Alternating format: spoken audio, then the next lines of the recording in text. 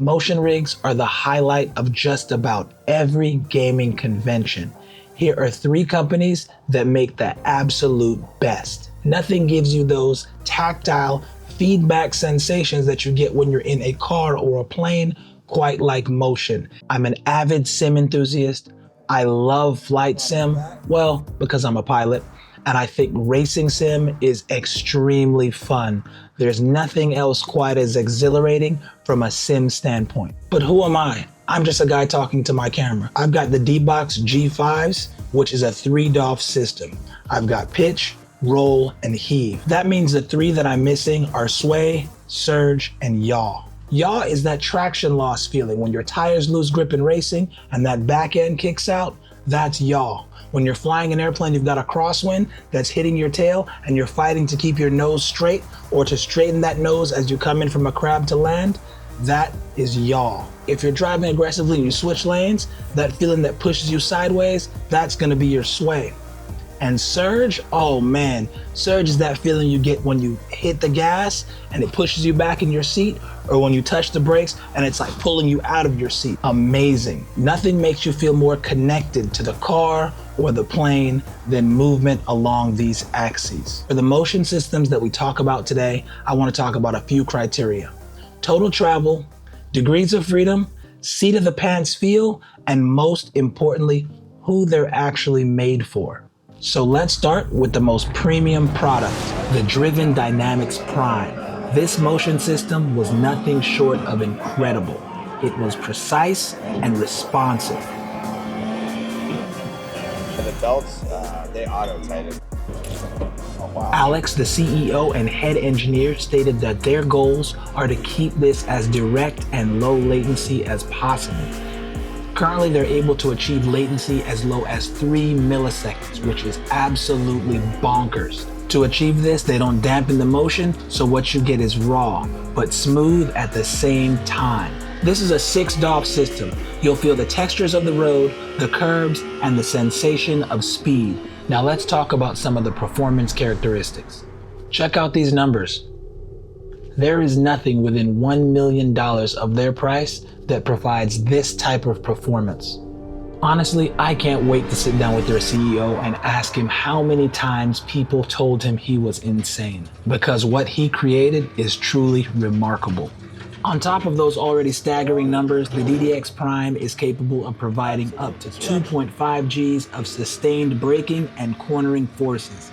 That is madness. I'm not sure what you know about motion simulators. Generating G-forces, not super difficult. Sustaining G-forces in something like this is very challenging. Now let's take a second to talk about what some of those crazy statistics actually mean. That 62 degrees of yaw or slip angle in a car allows your back end to really swing out. In the flight sim application, this would be insanity to practice crosswind landings. The 52 degrees of pitch would be absolute madness for practicing your power on or power off stalls. And with 52 degrees of roll, you can practice your steep turns, which are typically done with your wings at 40 degrees. I know this equipment is being marketed as a racing simulator, but the application can be so much more. Driven Dynamix is not a simulator company. They're an engineering company who focuses on creating lifelike simulators that are meant to be used as a training tool.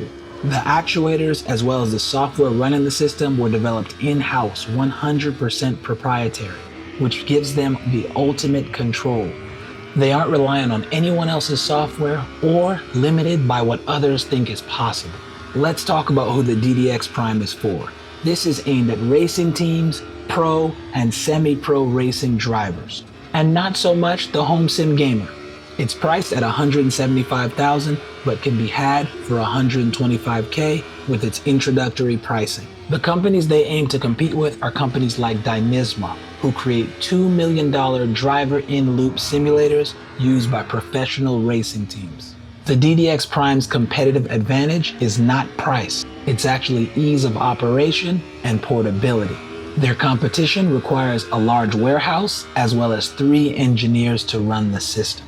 Not to mention it requires teams to travel to the facility and book time to use it. The DDX Prime is extremely portable and can travel with racing teams from the garage to the facility to the paddock itself. Not to mention, running it is extremely simple. The drivers themselves can operate the system. Honestly, this simulator was absolutely incredible, and I feel extremely fortunate to have gotten the opportunity to give it a ride. All right. Next person up. All right, I'll let the next person get some. Yeah. All right. Appreciate it. Hang on. Yep, no worries. Thank you much, brother. I won't be too greedy. I'll let the next person enjoy. That's hard. I could be on that all day. For as much motion as you got, it was actually quite smooth and definitely a blast. If it's in your budget, you have $175, or you're a professional racing team where you spend over $175K on tires anyway, this might be the way to go.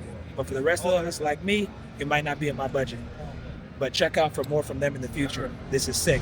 Next on the list, we've got Qubic Systems. They have many different offerings, from 3DOF systems all the way up to their flagship QS35, which will run you $65,000. Again, another blessing to get the opportunity to try this system as well. Take a look at this motion platform. It's an absolute monstrosity.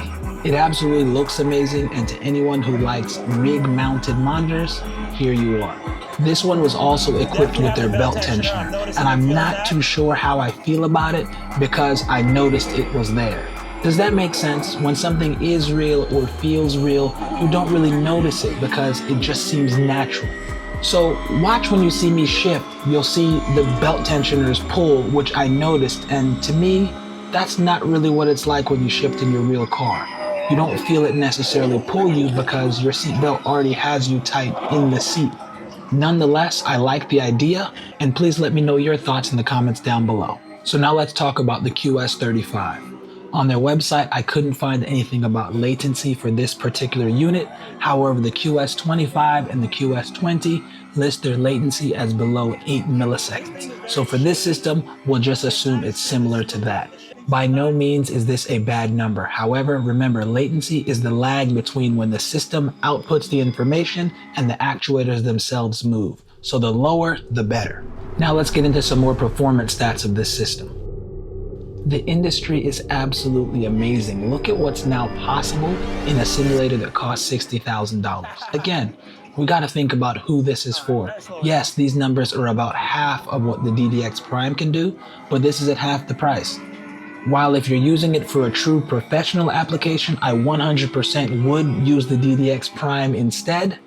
This is still amazing if you're on a tighter budget or if you're affluent and more of a home sim gamer. The QS35 also markets heavily as a flight simulator, and it does look and feel somewhat like a cockpit. All in all, I thought this system was pretty good. It comes down to price point and what is your use case. If you use this simulator, what were your thoughts? That's a sizable smile on that man's face. Yeah, I like that. I mentioned there are other systems available. This is their QS20, which costs about $20,000 and has 4 degrees of freedom. So I just wanted to show that briefly. Now let's talk about the third and final company, Vero Motion. The Legend GTR, which is their flagship 6DOF system, comes in at about $18,000.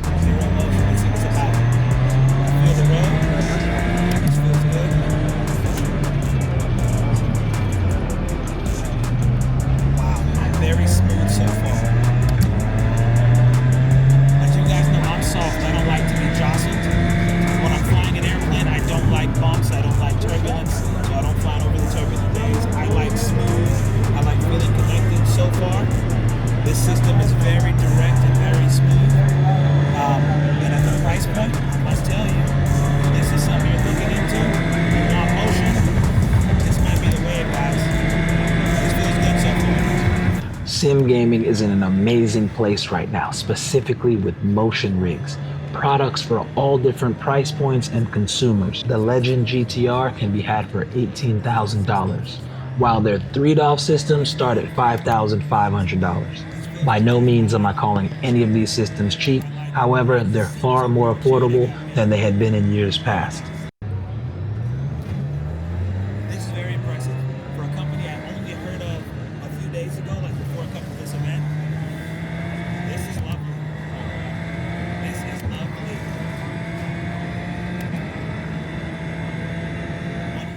If you couldn't tell, I love motion rigs and I'm having an absolute blast. Now let's get into the performance stats of this motion rig. These numbers are solid, especially when you recognize the price point that they're playing in. If you're the home sim enthusiast, I think this truly is the system for you.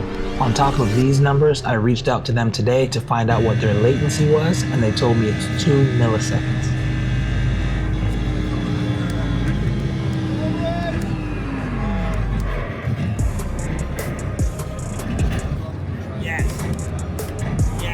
Thanks for tuning in. I hope you found this video entertaining and it helped you with your purchasing decision.